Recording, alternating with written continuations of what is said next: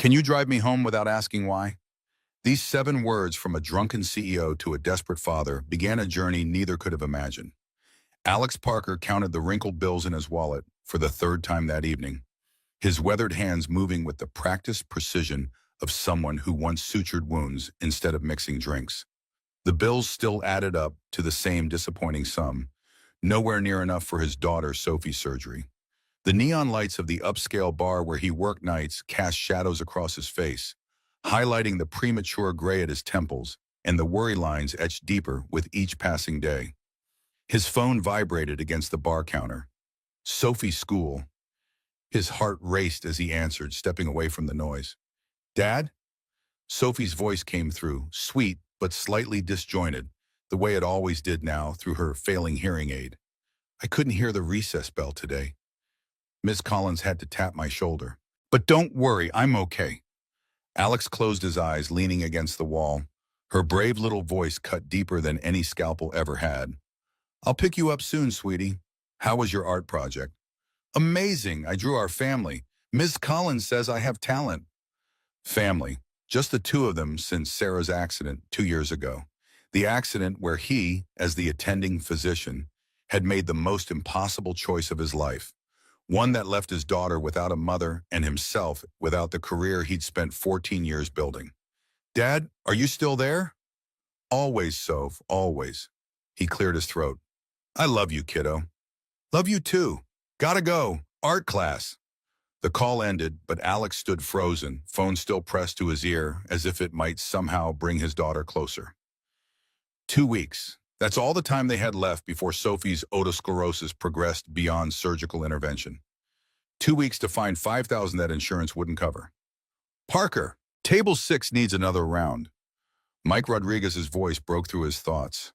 Mike, his fellow bartender and only real friend these days, nodded toward the other end of the bar.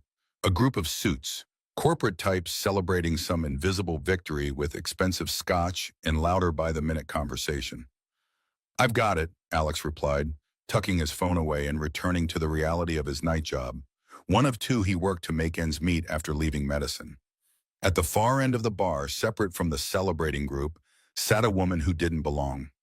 Not because she couldn't afford to be there, her tailored charcoal suit and subtle diamond earrings suggested otherwise, but because of the solitary intensity with which she stared into her glass of bourbon.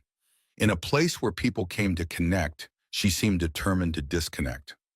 Olivia Reed, though Alex didn't know her name yet, swirled the amber liquid in her glass, watching it catch the light.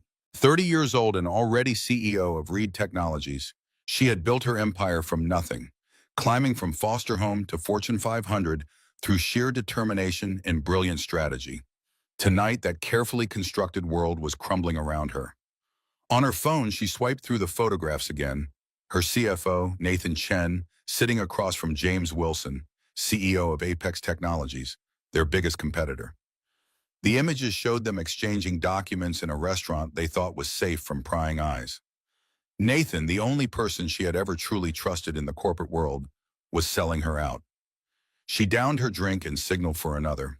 Alex placed a fresh bourbon before her. "Rough day?"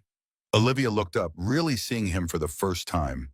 A bartender with eyes too observant, shoulders too square, and hands too precise for someone who simply mixed drinks. "Rough life," she answered, then added, "No offense, but I'm not looking for conversation." Alex nodded, respecting the boundary. "Fair enough." As he turned away, Olivia surprised herself by speaking again. "Have you ever trusted someone completely, only to discover they were planning your destruction the entire time?" Alex paused, then responded with unexpected honesty. "Yes, but sometimes the person I trusted most and who betrayed me worst was myself." Something in his tone, not condescending, not pitying, just matter of fact, made Olivia look at him more carefully. She hadn't expected wisdom from a bartender, which made her realize how many assumptions she made about people based on their jobs. 3 hours and several drinks later, the bar was closing. Olivia stood unsteadily, fishing her keys from her purse. Alex watched her from behind the bar as he wiped down glasses. "I can call you a car." "I'm perfectly capable of driving myself," she said sharply, though her slight sway suggested otherwise. I'm sure you're capable of many things, Alex replied calmly. Driving tonight isn't one of them. Olivia stared at him, unused to being challenged. Fine, you drive then. I assume you know how to do that without asking questions. Alex signaled to Mike, who nodded understanding. Another night of lost tips, but something about this woman's particular brand of controlled desperation felt familiar. He'd seen it in the mirror too many times. Her car was exactly what he'd expected. A sleek black Tesla, all curves and silent power. She gave him the address without looking at him, then curled against the passenger window. The city lights blurred past as Alex navigated the empty streets. Rain had begun to fall, painting everything in reflective sheen. Do you ever wish you could just disappear? The question came so quietly, he almost missed it, her breath fogging the window as she spoke. Alex considered his answer carefully while navigating a turn. Disappearing is easy. It's staying that takes courage. She turned to look at him then, really look at him, as if seeing past the uniform and the careful professional distance he maintained. You sound like someone who's tried both. We all have our stories, Ms. Reed, Olivia Reed. She laughed, but it was bitter as burnt coffee. Of Reed Technologies. That's all anyone ever sees anyway. They drove in silence after that, but it wasn't uncomfortable. It was the kind of quiet that exists between people who understand that sometimes words are too small for what needs to be said. When they reached her building, a converted warehouse in the Arts District that probably cost more than most people's lifetime earnings, she hesitated before getting out. Thank you, she said, and meant it in ways that had nothing to do with the ride. Alex watched her walk to her door, waiting until she was safely inside before driving away. He thought that would be the end of it, just another strange encounter in a city full of them. But the next morning, his phone rang with a number he didn't recognize. Mr. Parker, this is Megan Walsh, Ms. Reed's assistant. Ms. Reed would like to meet with you regarding a business proposition. Would 2 o'clock this afternoon be convenient? Before Alex could respond, Mike walked into the apartment they shared when schedules aligned. Mike had taken the couch after his last deployment, claiming his military habits made him prefer harder surfaces anyway. In reality, Alex knew his friend was helping him make ends meet while maintaining his pride. Who was that? Mike asked, setting down grocery bags. Apparently, the woman from last night wants to meet. Something about a business proposition. Mike raised an eyebrow. Business proposition? That's what they're calling it these days? It's not like that, Alex said, though he wasn't entirely sure what it was like. I just drove her home. In her car? Man, you don't even know this woman. She could be anyone. She's the CEO of Reed Technologies. Mike's eyes widened. Reed Tech? The AI company? Parker, you drove Olivia Reed home? That woman is worth millions. What the hell does she want with you? I guess I'll find out at 2. After dropping Sophie at school, Alex changed into his one decent suit, the one he'd worn to Sarah's funeral and hadn't touched since. It hung looser now, a physical reminder of everything he'd lost. Reed Technologies occupied the top 10 floors of a gleaming downtown skyscraper.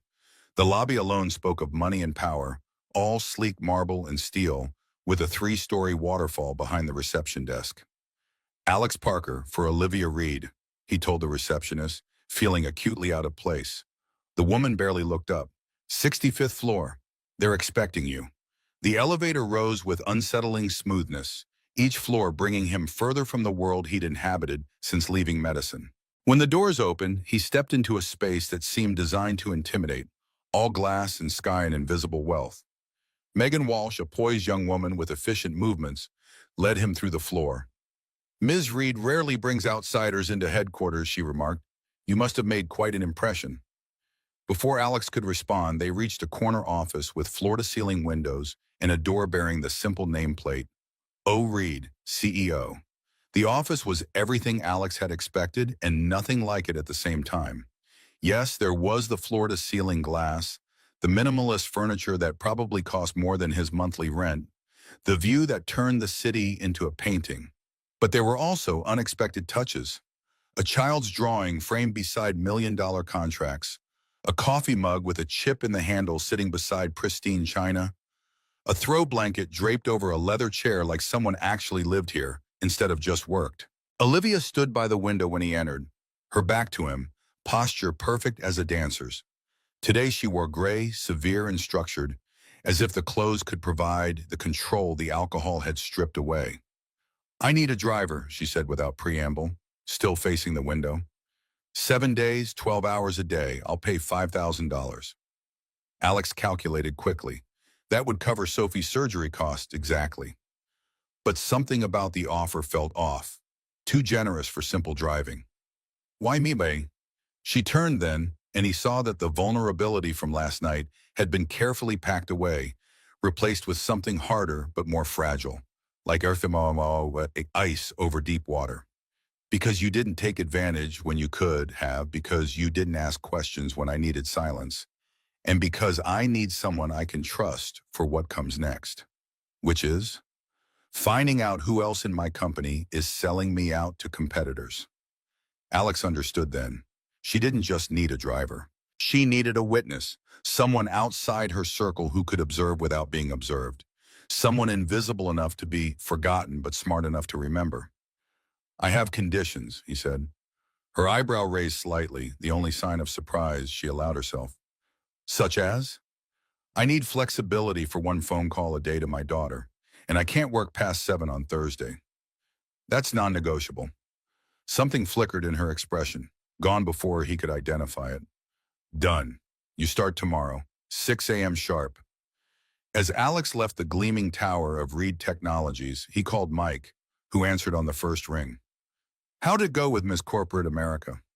"She offered me a job, 7 days as her driver, $5,000. Mike whistled low. "That's suspiciously generous. What's the catch?" "She thinks someone in her company is betraying her. She wants an outside observer." "And you said yes? Man, rich people problems are dangerous. Remember what happened last time you got involved with things above your pay grade?" Alex winced. Mike was the only one who knew the full story of Sarah's accident. How Alex had chosen to save another patient, first based on triage protocols, not knowing his wife was the second ambulance arrival. "This is different. It's just driving and observing. Besides, it's exactly what Sophie needs for her surgery. And it has nothing to do with the fact that this woman is probably gorgeous, powerful, and damaged in all the ways that make you want to fix people. She's my employer for a week, Mike. Nothing more." "Whatever you say, Doc, just be careful. People like that live in a different world. They can step out of our lives without a second thought, but we can't do the same." That night, Alex sat on the edge of Sophie's bed, their nightly ritual of reading stories together made more precious by her declining hearing. She cuddled closer, her strawberry blonde hair, so like her mother's, tickling his chin as he read, making sure she could see his lips when her hearing aids weren't enough. "Daddy," she interrupted, looking up at him with serious blue eyes. "Ms. Collins taught me some sign language today. Want to see?" She showed him the signs for "I love you" and "family," her small hands moving with careful precision. "That's amazing, Soph. When did you learn all this?" "After I couldn't hear the bell. Ms. Collins says it's good to be prepared." She demonstrated another sign. "This means friend. Do you have friends, Daddy?" The innocent question hit harder than she could know. "I have Mike from the bar, and I have you, my best friend in the whole world." "But that's not enough friends. Everyone needs more friends." She frowned thoughtfully. "Maybe you'll make a new friend at your new job tomorrow." "Maybe," Alex agreed, knowing the likelihood of friendship with someone like Olivia Reed was about as probable as winning the lottery. "Time for sleep now, kiddo." "Will you still be able to take me to school tomorrow?" "Absolutely. My new job starts after drop-off." Satisfied, Sophie snuggled down. "Night, Daddy. I love you even if I can't hear you say it someday." Her words hung in the darkness long after she'd fallen asleep, a reminder of everything at stake. The first 3 days established a rhythm. Alex would arrive to find Olivia already waiting, dressed in armor of expensive fabric and careful makeup. She conducted business from the back seat, taking calls that moved millions while he navigated traffic. She treated him like furniture, present but unnoticed, necessary but unacknowledged. But small things began to crack that professional distance. The way she automatically said please when giving him addresses, even when distracted by calls. How she noticed when he adjusted the air conditioning and quietly mentioned she was comfortable. No need to change it for her. The morning she handed him coffee without being asked, prepared exactly how he liked it, though he'd never told her his preferences. On the fourth date, everything shifted. They were parked outside a law firm, waiting while she finished a call about patent disputes. Sophie called just as Olivia ended her conversation. Alex answered quickly, intending to keep it brief, but his daughter's voice filled the car through the Bluetooth before he could switch to the earpiece. Daddy, my ear hurts again. Ms. Patterson says I can lie down in the nurse's office, but I want you. Alex's hands tightened on the steering wheel, knuckles white with the effort of keeping his voice steady. I'm working right now, sweetie, but I'll come get you as soon as I can. Is it the same pain as yesterday? Worse, and the sounds are getting more fuzzy. Sophie's voice quivered slightly. Daddy, what if the operation doesn't work? What if I can't hear anything ever again?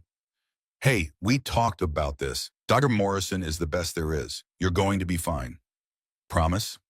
I promise, Sophie. Now let Mrs. Patterson give you some medicine for the pain, and I'll be there as soon as Ms. Reed is done with her meetings. Is Ms. Reed pretty? Alex caught Olivia's eyes in the rearview mirror, saw amusement there mixed with something else. She's my boss, Soph. That's not what I asked. I'll see you soon, sweetie. I love you. Love you too, Daddy, even if I can't hear you say it soon. The call ended, leaving silence that felt heavier than lead. Alex stared straight ahead, waiting for Olivia to say something about personal calls during work hours, about maintaining professional boundaries. Instead, she asked quietly, how long has she been losing her hearing? 6 months, started gradually, now accelerating. She has otosclerosis, abnormal bone growth in the middle ear. It's treatable with surgery, but the window is closing. 2 more weeks, and the damage might be irreversible. And her mother?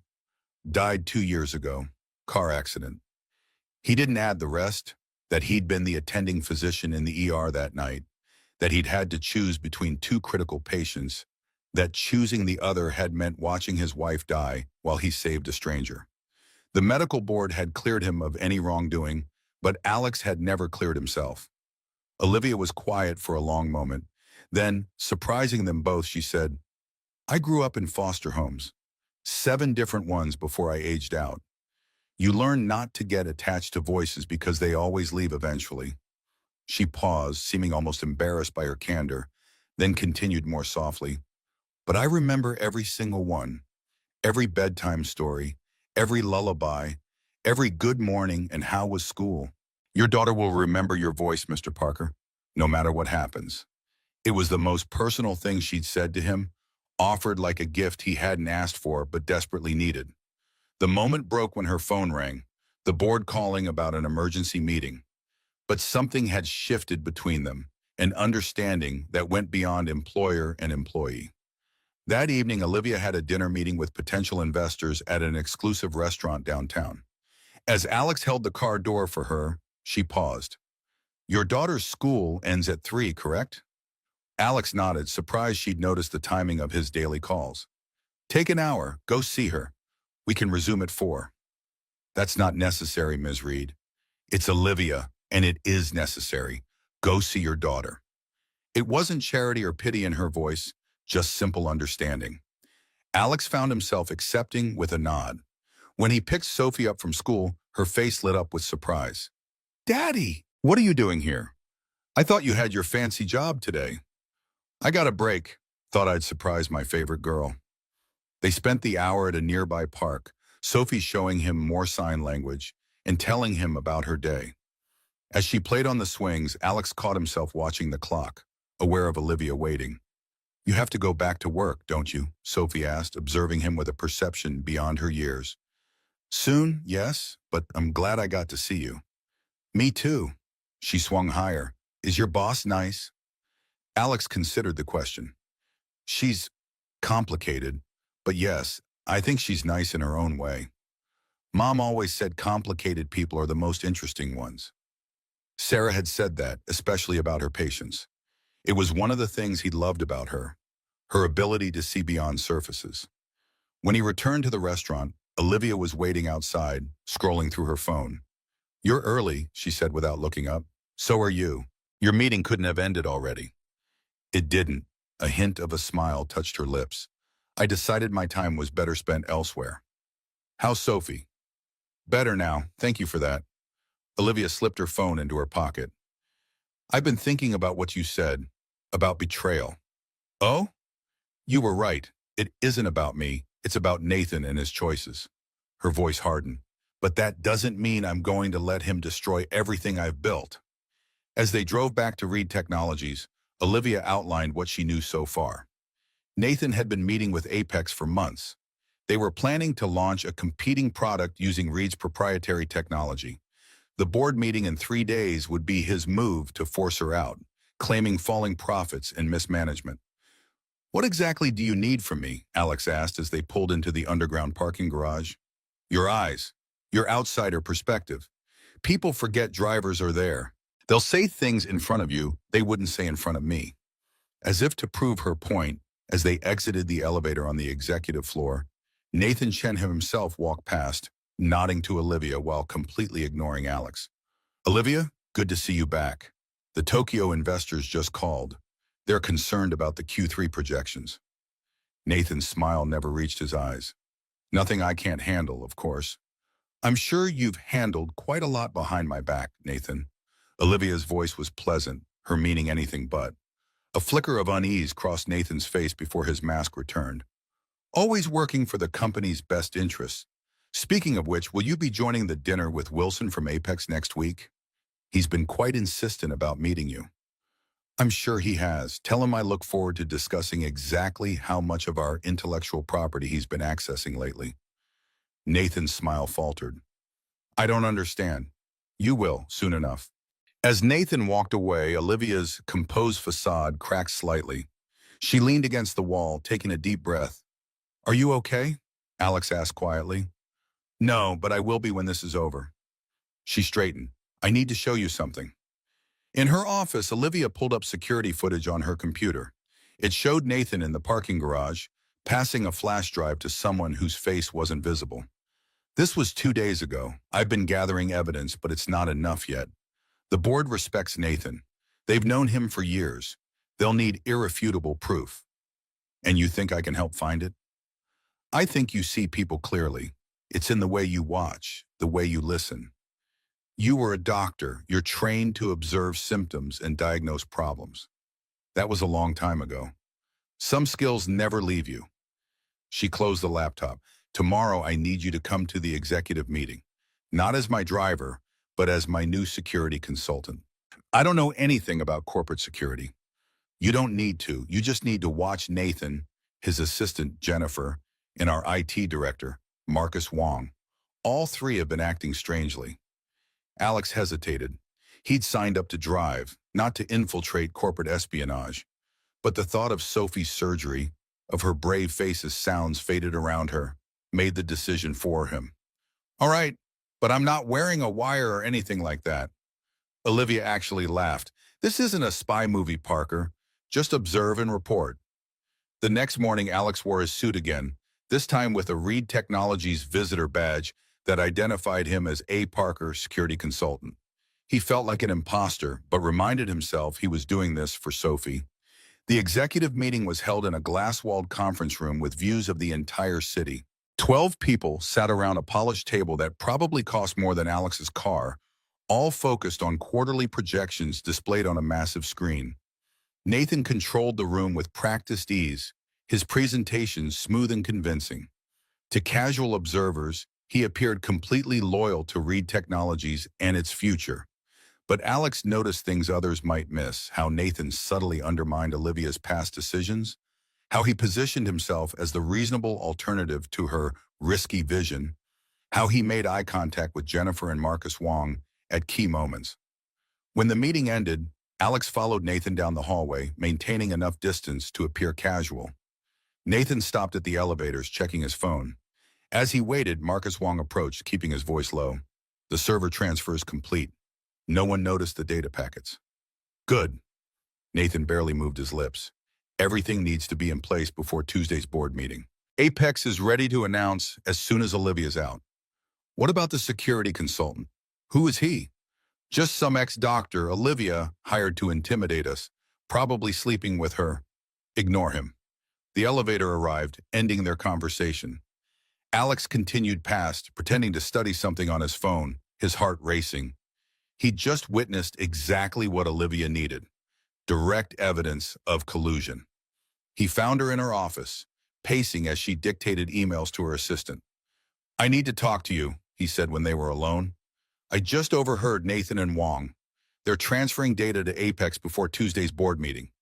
They're planning to announce something as soon as you're removed." Olivia's expression hardened. "Did you record it?"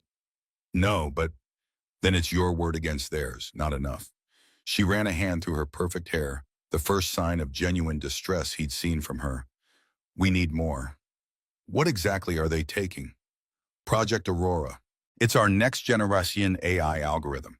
5 years of research, hundreds of millions in development. It's going to revolutionize medical diagnostics, allowing early detection of diseases that currently go unnoticed until it's too late. It could save millions of lives." The irony wasn't lost on Alex, a medical breakthrough being stolen while a former doctor tried to stop it. "The server room," he said suddenly. "If they're transferring data, there must be records." "The server room is highly secure. We can't just walk in." "No, but I bet your 8 director can." Alex's mind was working the problem like a diagnosis. And if he's meeting with Nathan somewhere to update him— "The parking garage," Olivia finished his thought. "It's where they always meet. There are cameras, but Wong would know where the blind spots are." "So we watch the garage, catch them in the act." Olivia nodded slowly. "Tonight. Nathan always works late on Wednesdays." As darkness fell, Alex and Olivia sat in her car in the parking garage, 2 levels down from the executive spaces. They'd been waiting for hours, speaking little, the silence between them now comfortable rather than strained. "Why medicine?" Olivia asked suddenly. "What made you become a doctor?"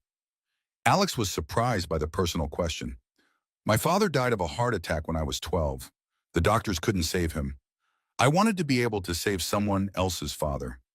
"And did you? Save people?" "Many, not all." He looked out the window. "But enough to know I made a difference. Until Sarah." "Until Sarah." He turned to face her. "What about you? Why technology?" "Control. Foster homes teach you that you can control nothing in your life, not where you live, who cares for you when you leave. But with computers, with code, I could create order from chaos, build something that followed logical rules. And now someone's using that against you. The ultimate betrayal." Her voice was soft but steady. "Using what I built to destroy me." Movement near the elevator caught their attention. Nathan and Wong appeared, heads close together in conversation. They moved toward Nathan's car, a sleek Audi parked in the corner. "There," Olivia whispered. "Wong's giving him something." Alex took out his phone, recording as Wong handed Nathan what looked like a hard drive. "That's it," Olivia said. "That's Aurora." Nathan pocketed the drive, clapped Wong on the shoulder, and turned, looking directly toward their car. "Down." Alex pulled Olivia below the dashboard just as Nathan's gaze swept over them. They stayed frozen, barely breathing, until they heard cars starting and driving away. "Did they see us?" Olivia whispered, her face inches from Alex's in the cramped space. "I don't think so." Alex realized suddenly how close they were. Could smell her perfume. Something expensive but subtle, like everything else about her. Olivia seemed to realize it too. For a moment, neither moved. Then she straightened, professional mask sliding back into place. "We should go. I have the evidence I need now." But as they drove out of the garage, Nathan's Audi suddenly appeared, blocking their exit. He stepped out, smiling coldly. "Olivia, out for a late-night drive with your consultant?" Olivia rolled down her window, composed as ever. "Nathan, working late again? Or just stealing more of my company's intellectual property?" His smile faltered only slightly. "I don't know what you're talking about." "The hard drive Wong just gave you, Project Aurora. Did you really think I wouldn't notice?" "You have no proof." Alex held up his phone. "Actually, we do." Nathan's expression darkened. "Who exactly are you? Some hired thug Olivia found to intimidate me?" "I'm just a driver," Alex replied calmly. "A driver. Right." Nathan's laugh was ugly. "Well, driver, do you know who you're really working for? Did she tell you about the lives she's ruined building her precious company? The people she's stepped on? Like you're stepping on her now, Alex countered. This isn't personal. It's business. Nathan turned to Olivia. The board meeting is still happening Tuesday. Even with your little video, it won't be enough. They trust me more than you. Always have. We'll see about that. Olivia's voice was ice. Now move your car before I have security remove it. And you, from the premises. For a moment, Nathan seemed ready to refuse. Then he shrugged, returning to his car. As he drove away, he called through the window. See you Tuesday, Olivia. Bring your resignation letter. When they were alone again, Olivia let out a shaky breath. He's right. The video helps, but it might not be enough. The board has always favored Nathan. He's their kind. Old money, right schools, right connections. And you're not? I'm a foster kid who taught herself to code and built something they never could. They respect my success, but they have never truly accepted me. They drove in silence until reaching Olivia's building. As she prepared to exit, Alex asked the question that had been bothering him all night. Was Nathan right about the people you've hurt building your company? Olivia paused, hand on the door handle. I've made decisions I'm not proud of, sacrifices that seemed necessary at the time. But Project Aurora, it's different. It's a chance to use technology to truly help people, to save lives. She looked at him directly. Isn't that why you became a doctor? To save lives? Before he could answer, she was gone, disappearing into her building with the same determined stride she used walking into board meetings. Alex sat there long after she'd gone, thinking about sacrifice and redemption, and wondering how someone so successful could seem as lost as he was. Thursday morning dawned with a sense of urgency that hadn't been there before. Alex dropped Sophie at school earlier than usual, his mind already racing with the previous night's confrontation in the parking garage. Today marked day 5 of his 7-day arrangement with Olivia, only 3 days left to gather enough evidence before the board meeting that could destroy everything she'd built. You're distracted, Sophie observed as they pulled up to her elementary school. Her hearing aids were visible today, the small devices tucked behind her ears, a reminder of what was at stake. Just thinking about work, sweetie. Sophie studied him with that unnerving perception children sometimes possess. Is your boss lady in trouble? Alex smiled despite himself. Boss lady? That's what Mike called her when he was talking to you last night. He said, your boss lady is going to get you into trouble. Mike talks too much, Alex said, making a mental note to have a conversation with his friend about little pitchers having big ears. And yes, she is in some trouble, but we're working on fixing it. Sophie nodded seriously. Like how Dr. Morrison is going to fix my ears? Something like that. She unbuckled her seatbelt and leaned over to kiss his cheek. You're good at fixing things, Daddy. You'll help her. As she skipped toward the school entrance, Alex found himself hoping her confidence wasn't misplaced. He'd failed to fix the most important thing in his life once before. The morning traffic moved sluggishly, allowing Alex's mind to wander to dangerous territory. Sarah's accident, the impossible choice he'd made. The look on Sophie's face when he'd had to tell her Mommy wasn't coming home. He shook his head, refocusing on the road. The past couldn't be changed, but Sophie's future still hung in the balance. His phone rang, Mike calling much earlier than usual. You left the apartment like you were being chased, Mike said without preamble. Everything okay? Fine, just a busy day ahead. You're a terrible liar, Doc, always have been. Mike's voice softened. Look, I know that look you had this morning. It's the same one you had after Sarah. You're in over your head with something. Alex sighed. Mike had been there for the worst moments after Sarah's death. The drinking, the nightmares, the day Alex had turned in his hospital ID for good. It's complicated. It always is. Just remember you've got Sophie to think about. And me, if you need backup. I still know some guys from my service days who owe me favors. The offer, half joking but wholly sincere, warmed something in Alex's chest. Thanks, Mike. I'll keep that in mind. When he arrived at Reed Technologies, the atmosphere was noticeably tenser. Security in the lobby checked his credentials twice. Employees spoke in hushed tones near elevators. Something had shifted overnight. The elevator ride to the executive floor seemed longer than usual. A young woman in a tailored suit stepped in, her eyes widening slightly when she noticed Alex. "You're the new security consultant, right?" she asked, her voice low. "Working with Ms. Reed?" Alex nodded cautiously. She glanced around as if checking for eavesdroppers, despite them being alone in the elevator. "There are rumors about Mr. Chen in the board meeting." She handed him a folded piece of paper. "I work in legal with Ms. Morgan. Tell Ms. Reed that some of us are still loyal." Before Alex could respond, the doors opened and she hurried away, leaving him holding what appeared to be an internal memo about the emergency pre-board meeting Nathan had called for Friday morning. The agenda included a vote of no confidence in current leadership. Olivia waited in her office, already deep in conversation with a woman Alex hadn't met before. Tall, immaculately dressed, with the sharp eyes of someone who missed nothing. "Parker, this is Jessica Morgan, head of legal," Olivia introduced without preamble. "She's the only other person who knows everything." Jessica extended her hand, her grip firm and assessing. "So you're the driver who's become our amateur detective."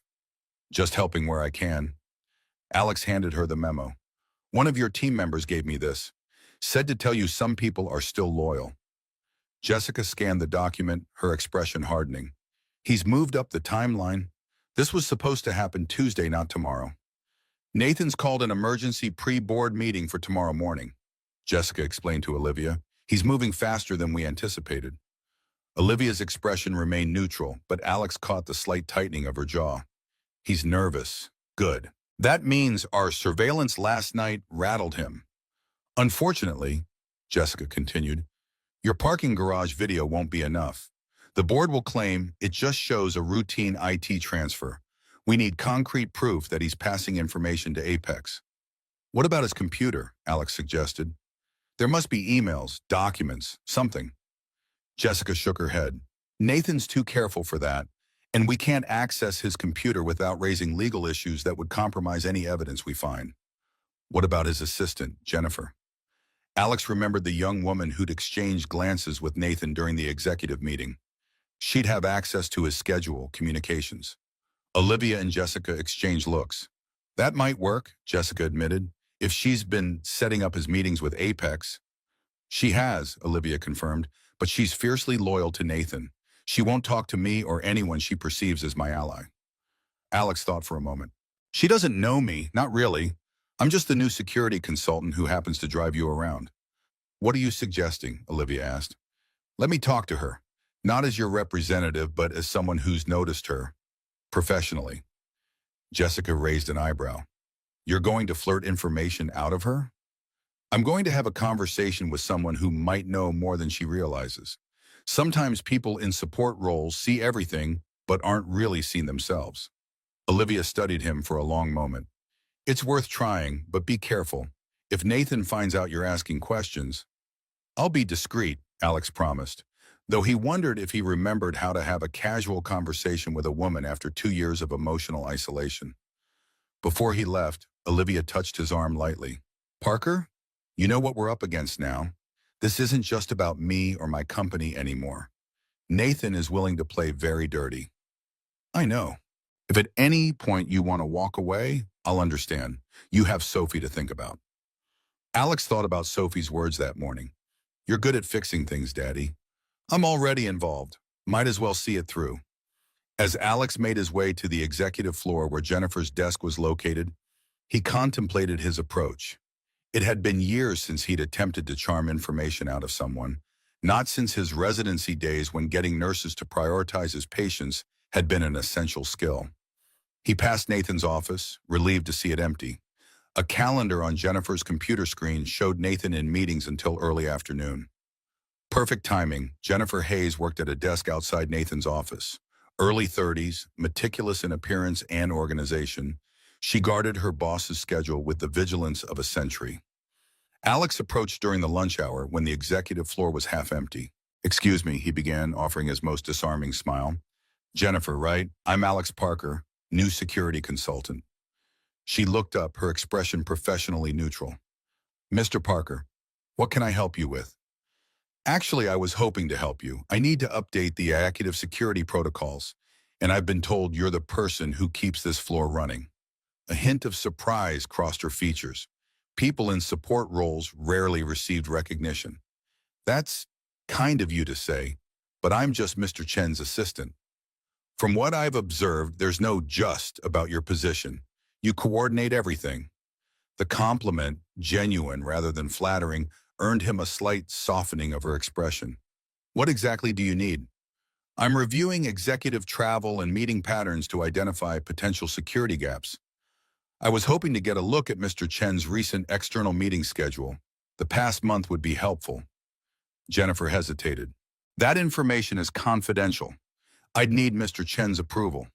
Of course, Alex nodded, preparing to retreat and rethink his strategy. I understand completely. I wouldn't want to put you in an awkward position. As he turned to leave, Jennifer called after him. Wait. Alex paused, careful not to appear too eager. Mr. Chen is at lunch until 2. I can show you the general schedule without specific meeting details. Would that help?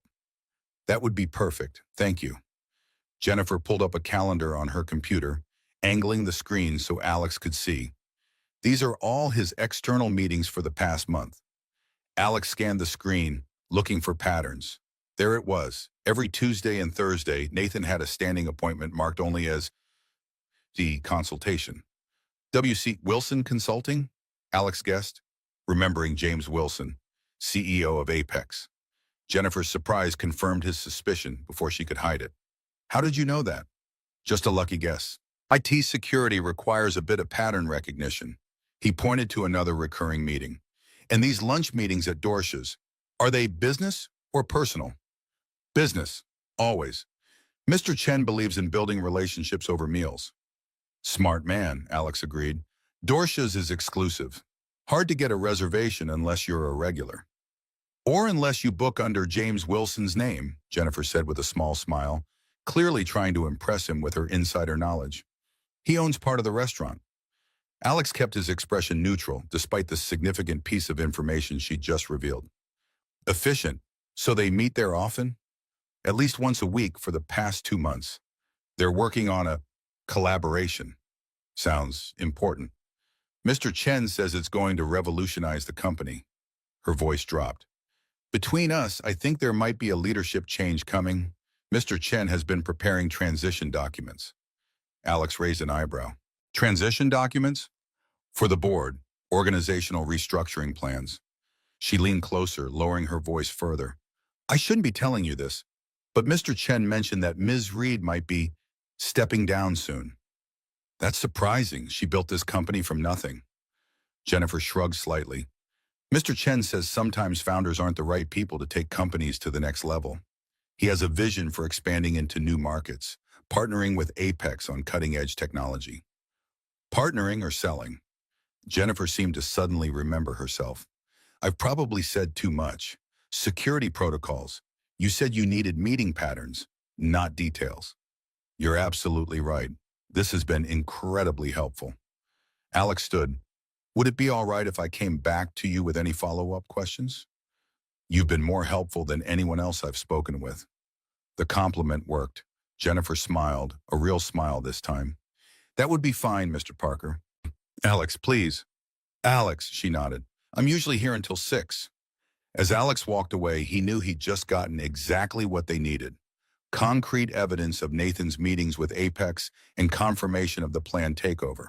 But it wasn't proof that would stand up in a boardroom. They needed documentation. He returned to Olivia's office, where she and Jessica were reviewing financial reports.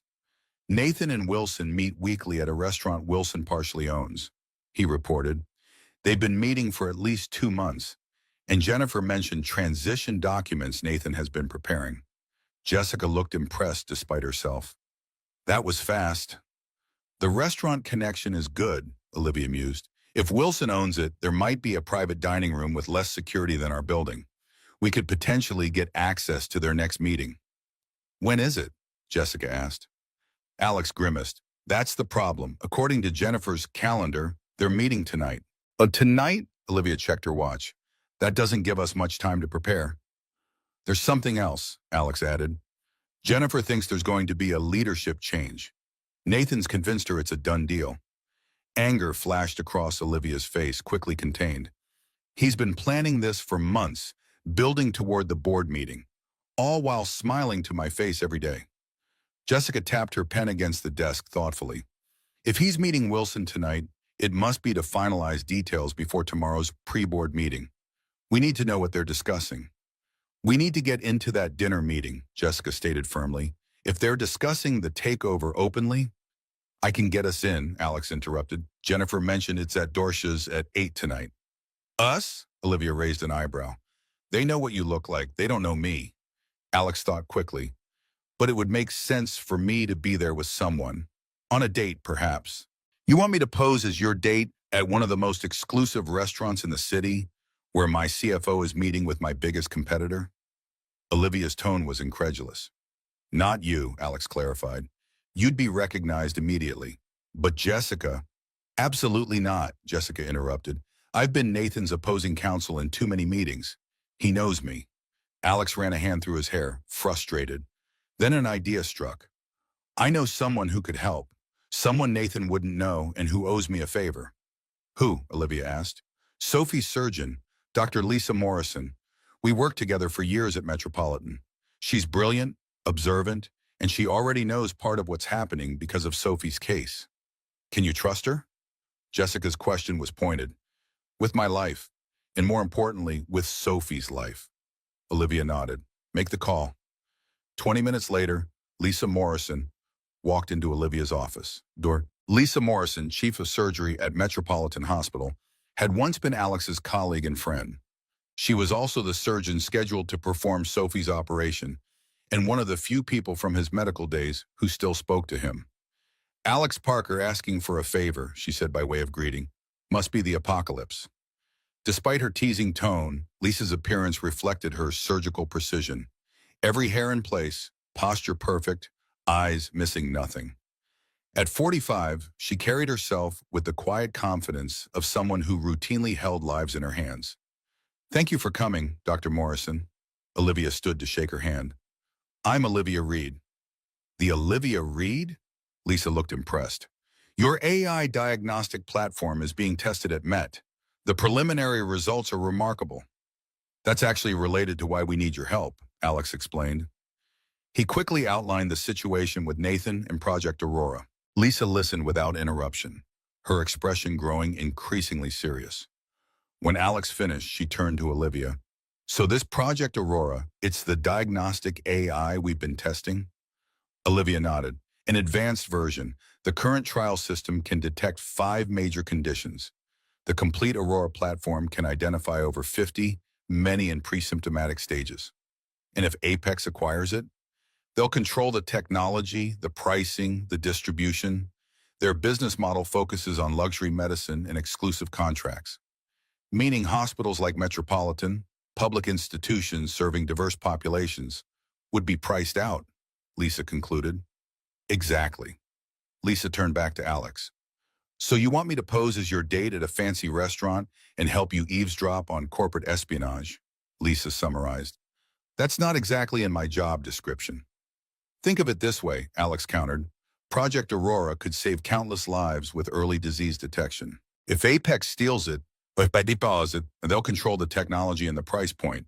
How many hospitals won't be able to afford it then? Not to mention, Olivia added quietly, Nathan seems to have taken a particular interest in Sophie's surgery. We believe he might try to interfere if we continue investigating him. That got Lisa's attention. What exactly has he done regarding Sophie? Alex explained about Nathan's connections to Metropolitan Hospital's board members and their suspicion that he might use those connections to delay Sophie's surgery. That's not just unethical, it's criminal, Lisa said, anger evident in her voice, using a child's medical care as leverage. Welcome to Nathan's world, Jessica commented dryly. Lisa considered this for a long moment, her surgeon's mind clearly weighing risks and benefits. All right, I'm in.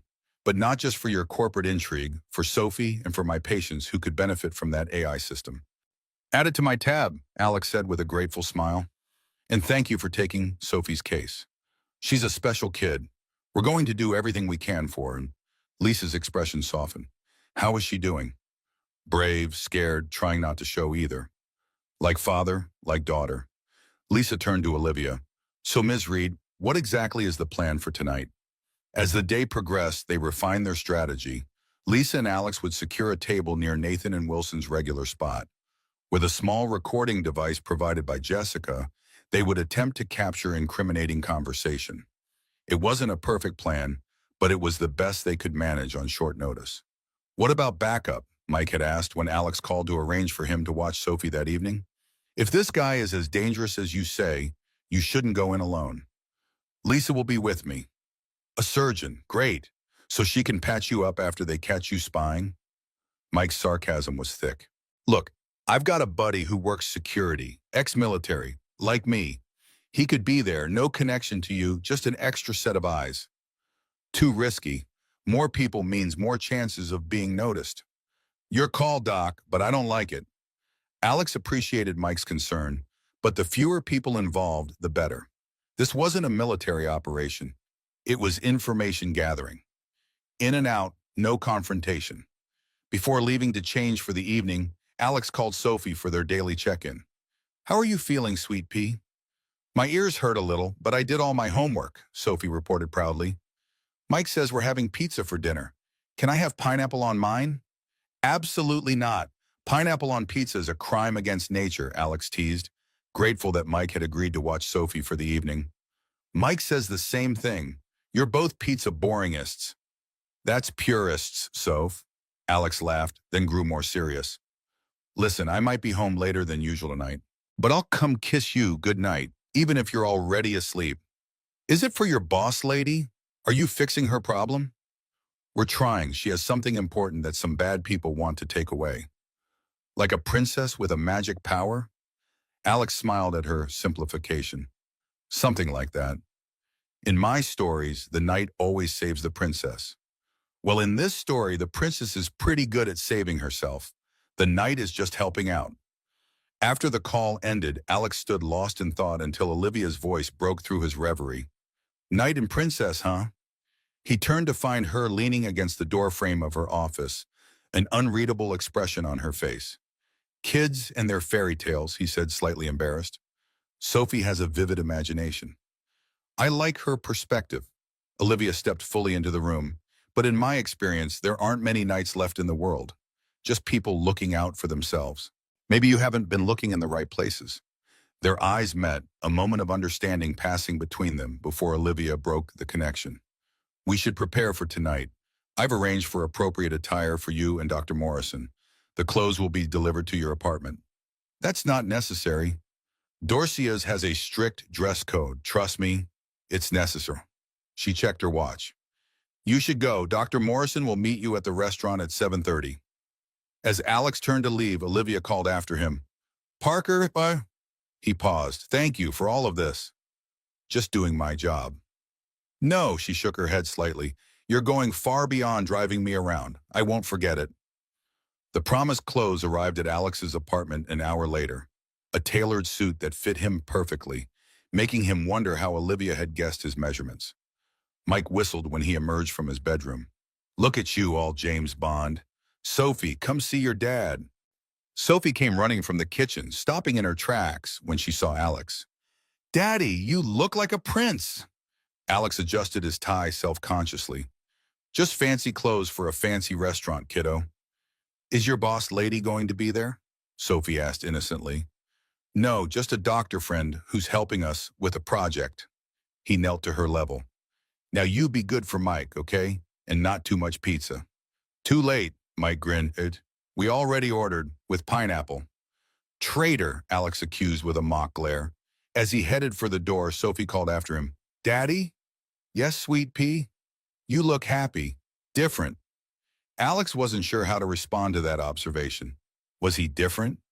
These past 5 days with Olivia had awakened something he thought had died with Sarah, a sense of purpose beyond mere survival. I'll see you later, Soph. Love you. Love you too. Mike followed him to the door, his expression turning serious. Be careful tonight, Alex. Remember what I said about backup. I'll be fine, it's just dinner. Yeah, and Sarah's accident was just another night at the hospital. Mike's words were blunt, but his concern was genuine. Just Watch your back, okay? And call me if anything feels off.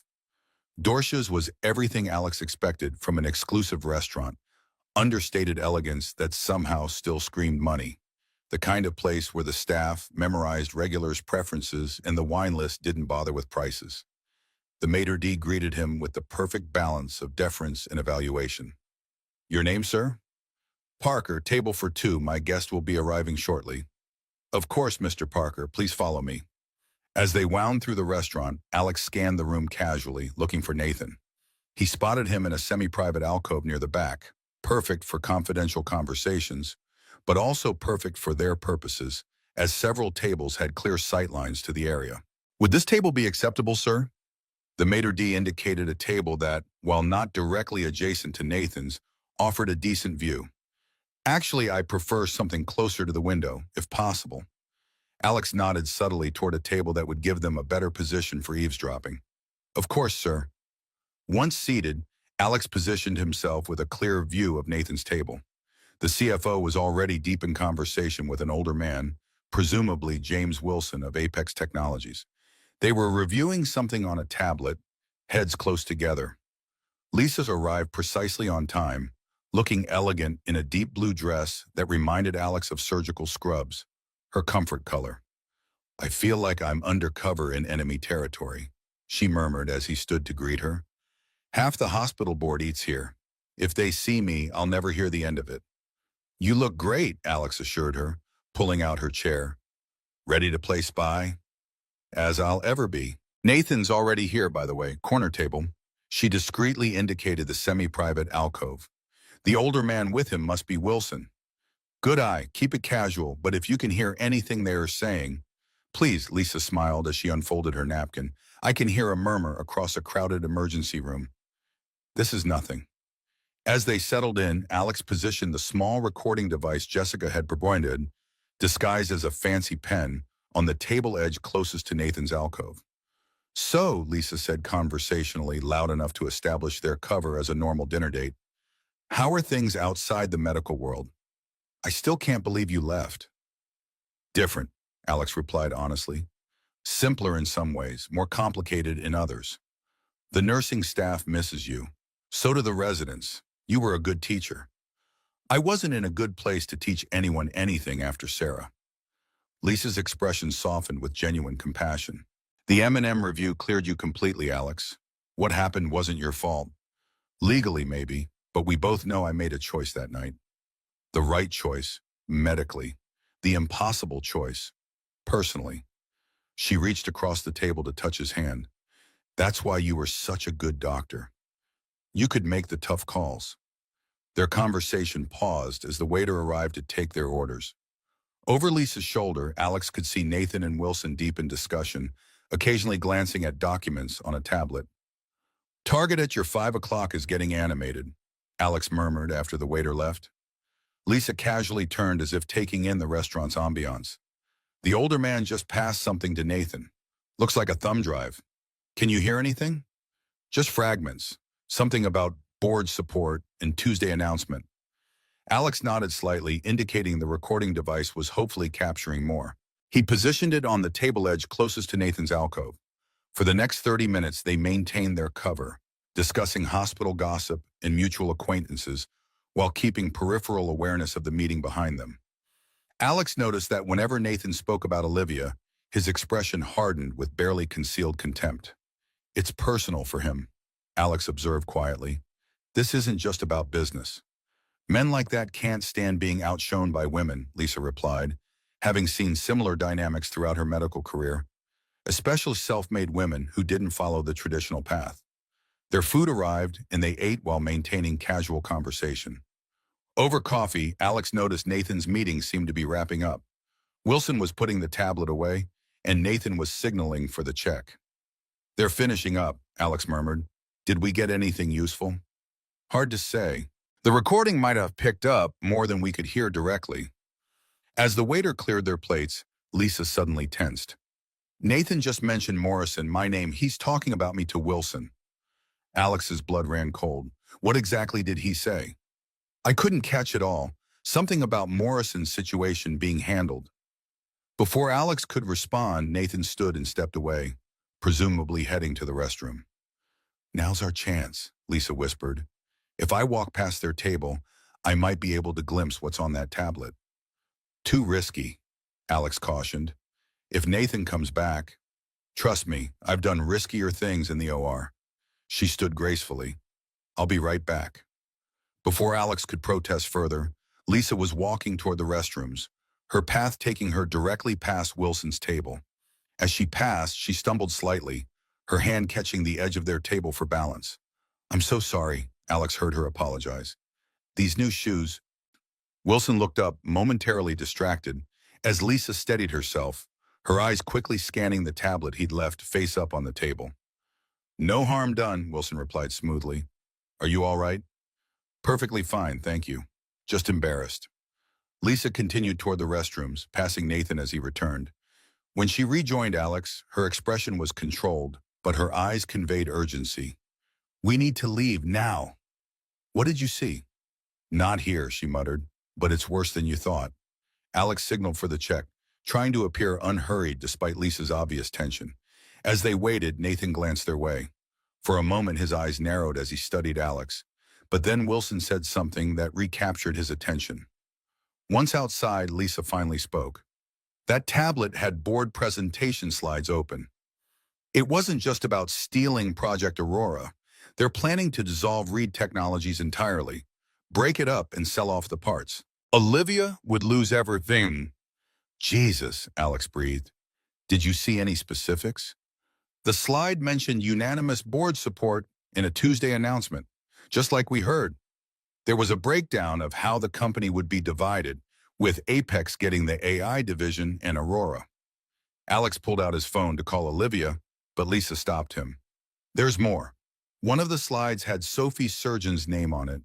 "Dr. Morrison." "My name." "What? Why would—" "I don't know, but Nathan knows who I am, Alex. When he passed me coming back from the restroom, he smiled. Not a friendly smile." A chill ran down Alex's spine. "We need to go. Now." "Wait," Lisa caught his arm. "They also had a document open labeled Parker File. I only saw the header, but Alex, they've been investigating you. Your past at the hospital, your financial situation, everything." The implications were staggering. Nathan wasn't just targeting Olivia's company. He was targeting everyone connected to her, including a 6-year-old girl whose only crime was being the daughter of someone trying to help. "I shouldn't have involved you in this," Alex said, guilt washing over him. "Now you're in danger too." "I was already involved the moment Sophie became my patient," Lisa countered firmly. "And I don't scare easily. 20 years in trauma surgery teaches you a few things about keeping your head in a crisis." They took separate cabs as a precaution. Lisa back to the hospital, Alex to Reed Technologies, where Olivia was waiting. The entire ride, his mind raced with possibilities, none of them good. If Nathan had connected him to Lisa, had he also connected him to Olivia's investigation? And why was Lisa's name in their presentation? The night security guard at Reed Technologies recognized him now, nodding him through with minimal fuss. "Ms. Reed said to send you straight up when you arrived." Olivia's office was dimly lit when he arrived, the city skyline glittering through the floor-to-ceiling windows. She sat behind her desk, still working despite the late hour. "You're back early," she observed, looking up from her computer. "Did something go wrong?" Alex explained what Lisa had seen, watching Olivia's expression harden with each detail. "They're going to dismantle my company," she said when he finished, her voice dangerously calm. "Everything I've built, everything my people have worked for." "There's more," Alex hesitated, unsure how to broach the next part. "Lisa saw her own name in the presentation. She's Sophie Surgeon." Olivia's eyes widened slightly. "That can't be a coincidence. Nathan saw me at the restaurant. If he connects me to you, to this investigation, he might target Sophie's surgery." Olivia completed the thought, standing abruptly. "I underestimated him. I thought this was just business, but he's making it personal. I need to call this hospital, make sure Sophie's surgery is secure." "It won't be enough," Olivia interrupted. "If Nathan wants to interfere, he has the connections to do it. Metropolitan Hospital has board members who invest with him. He could apply pressure, create delays, find ways to compromise Sophie's care without being obvious about it. Alex felt the floor shift beneath him. Sophie's surgery was scheduled for Monday morning, just 4 days away. If Nathan interfered, I need to get her to another hospital, another surgeon. In 4 days? With her condition? Olivia shook her head. You know that's not realistic. She was right. Finding a specialized otolaryngologist who could take an emergency case, transferring medical records, insurance approvals, it would take weeks they didn't have. What am I supposed to do? Just wait for him to hurt my daughter to get to me? To you. Olivia paced the length of her office, thinking rapidly. There must be another way, a way to protect Sophie and stop Nathan. I could go to the police, Alex suggested. Corporate espionage is a crime. By the time they investigate, Nathan will have destroyed the evidence and completed his takeover, and he'd claim any attack on Sophie's surgery was coincidental. Olivia stopped pacing suddenly. No, we need to act now, tonight. What are you thinking? Nathan's left us no choice. We need definitive evidence immediately. She reached for her phone. Jessica, it's me. We need to accelerate the plan. Yes, now. Meet us in the server room in 20 minutes. She hung up and turned to Alex. I didn't want to do this until we had more evidence, but we're out of options. We're going to access Nathan's secure files tonight. I thought that would create legal problems with the evidence. It will, but right now I'm less concerned with winning in the boardroom and more concerned with protecting Sophie. She met his gaze directly. And you? The server room was the heart of Reed Technologies, a climate-controlled space humming with the power of countless processors. Jessica waited for them, along with an anxious-looking man Alex hadn't met before. This is Tom Reeves, our head of cybersecurity, Olivia introduced, and someone I trust implicitly. Tom was younger than Alex expected, probably early 30s, with the pale complexion of someone who's spent most of his time indoors. He nodded nervously. Ms. Reed explained the situation. What you're asking is technically possible, but it's a significant security breach. If anyone finds out I helped, no one will find out, Jessica assured him. This stays between the four of us. What exactly are we doing here? Alex asked. Nathan maintains private servers for his most sensitive work, Olivia explained. They're part of our network, but protected by additional security. Tom is going to help us access those servers and find evidence of his dealings with Apex. And his plans regarding Sophie, Alex added grimly. Tom moved to a terminal, fingers flying across the keyboard. The screens before him displayed line after line of code, meaningless to Alex but clearly significant to Tom, whose frown deepened as he worked. His security is tighter than we thought, Tom muttered. Multiple layers of encryption. He's definitely hiding something. Can you get through it? Olivia asked. Yes, but it'll leave traces. He'll know someone accessed his files. That's a risk we'll have to take. Olivia's voice was firm. How long do we have once you're in? I can create a temporary backdoor access, but it will only stay open for about 30 minutes before the system flags it as unusual activity. That should be enough, Olivia said. Focus on communications with Apex, Project Aurora, and anything related to Metropolitan Hospital or Dr. Morrison. For several tense minutes, they watched Tom navigate through layers of security.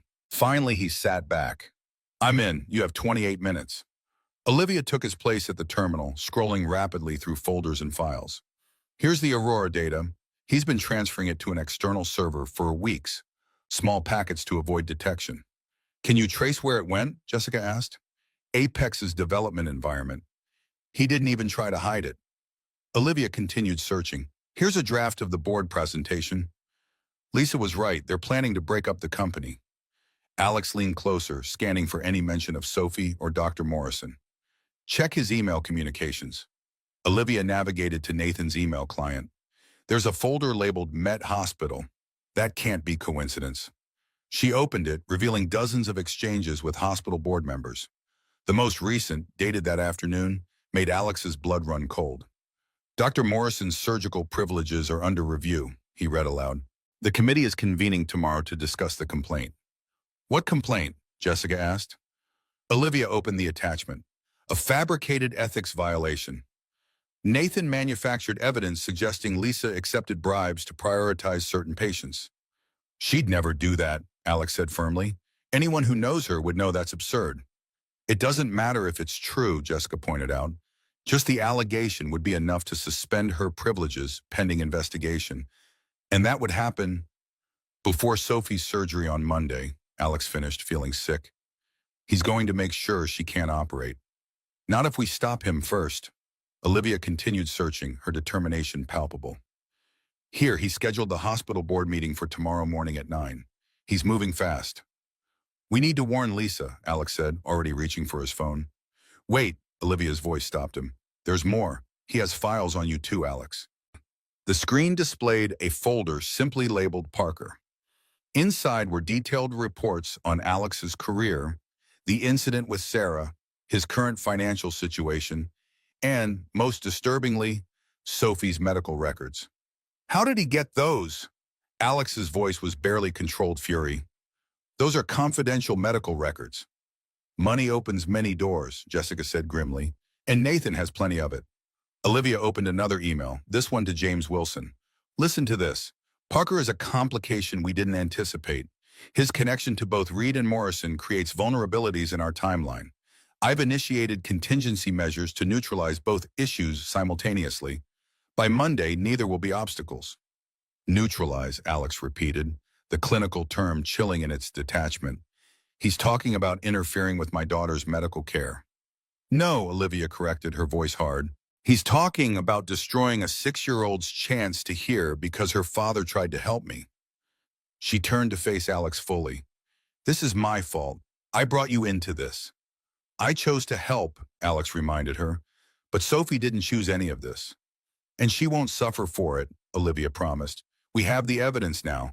Emails, file transfers, board presentations, everything we need to prove what Nathan's doing. Will it be enough to stop him in time? Alex asked.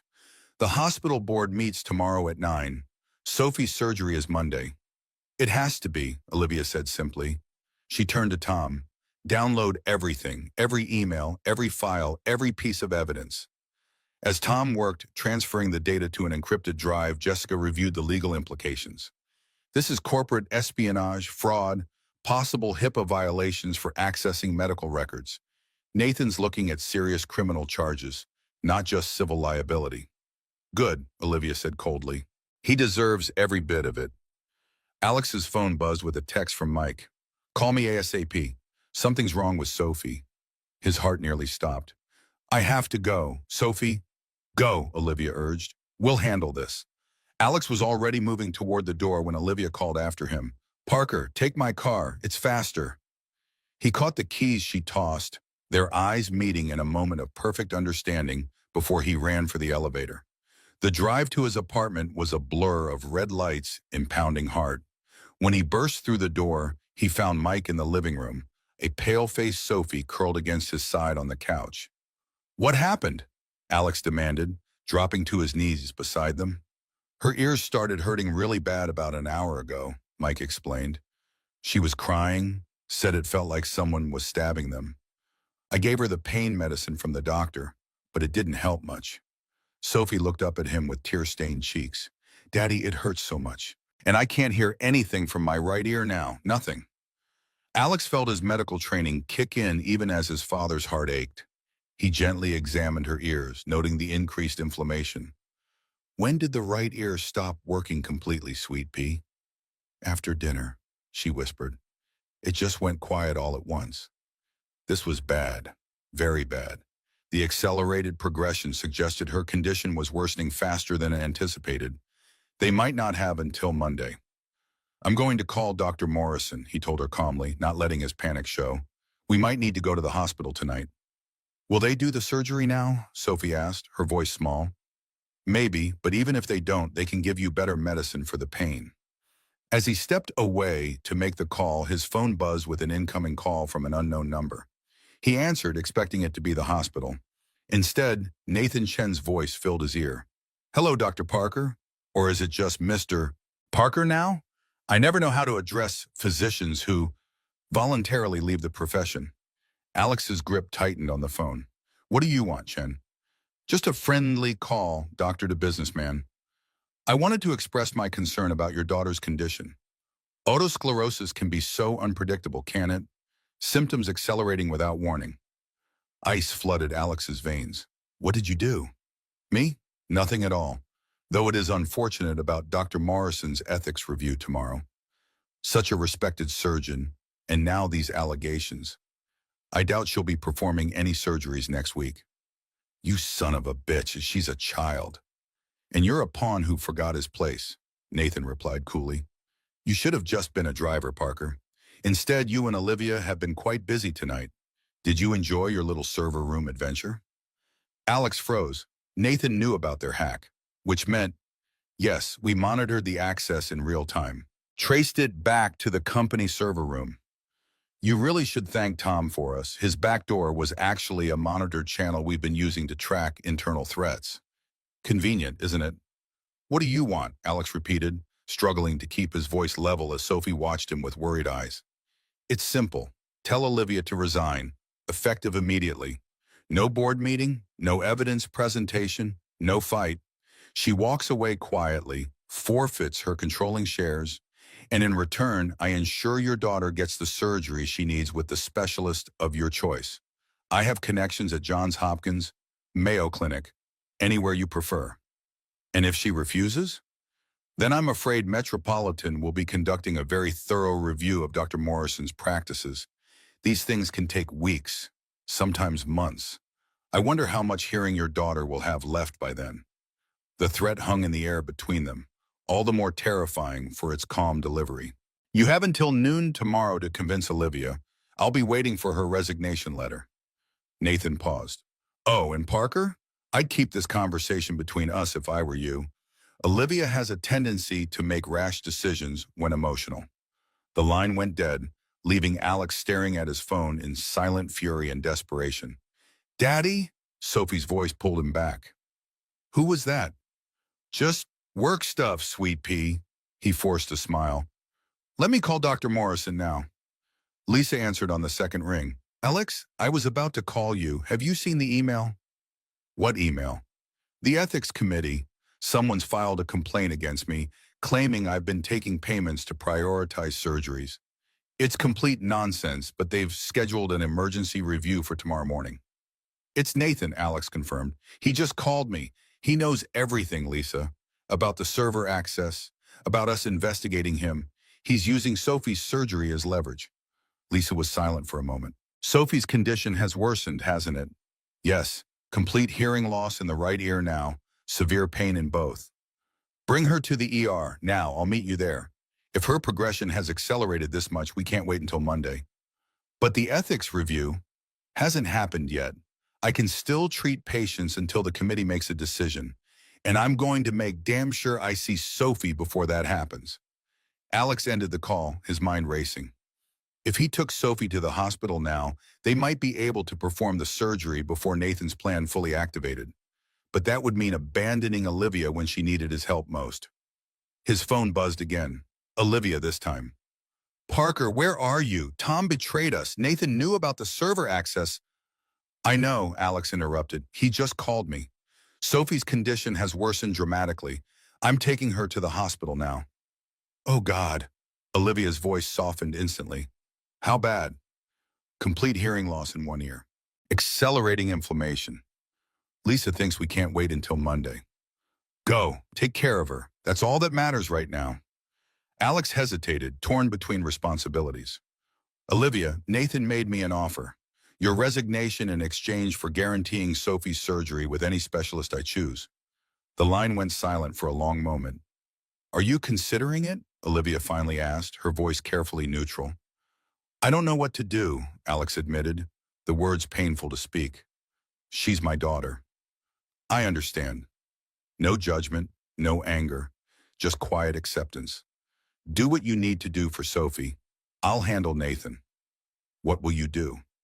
Something I should have done a long time ago. Before he could ask what she meant, she continued, Take care of your daughter, Alex, and I'm sorry for all of this. The call ended, leaving Alex with the distinct feeling that Olivia was planning something drastic. Sophie watched him from the couch, her eyes trusting despite the pain etched across her small features. Next to her, Mike waited silently, his expression making it clear he'd heard enough to understand the gravity of the situation. "We're going to the hospital now, Sweet Pea," Alex told Sophie, gathering her emergency overnight bag. "Dr. Morrison is going to meet us there." "Is she going to fix my ears tonight?" Sophie asked hopefully. "She's going to try on." Alex lifted her gently, her small body curling trustingly against his chest.